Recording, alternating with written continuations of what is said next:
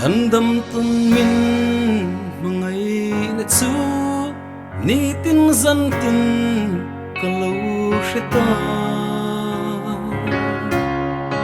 athi na a kathi wangin thole na a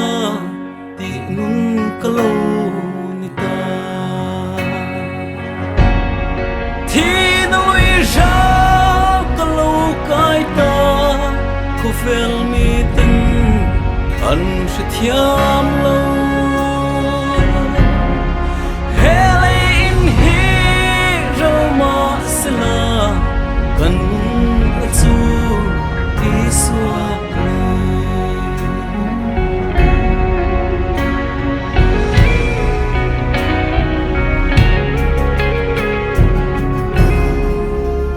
tak salu wina adam van tak salu wina adam ei tak sa sung moral mai tu van tak sa chu aro pui swal ze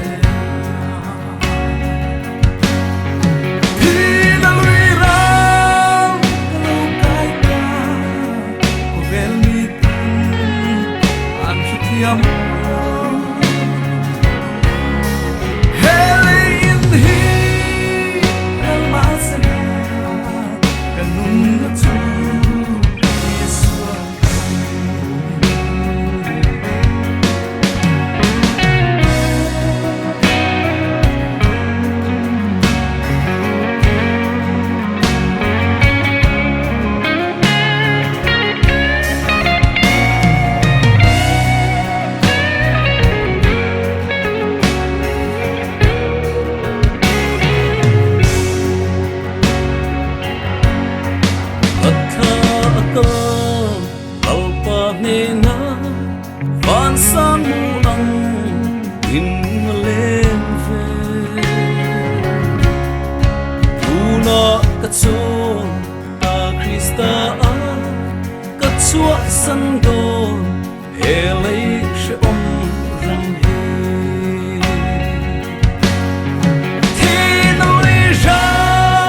lo kai ta ko fel mi tin an she thiam lo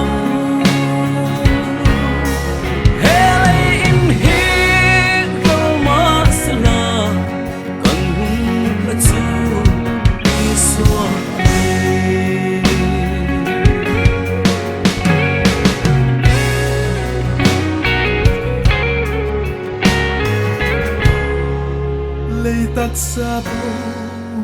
ral tura iswa melu om lang zese mi tenena nuna pe kahun zong kamang ral to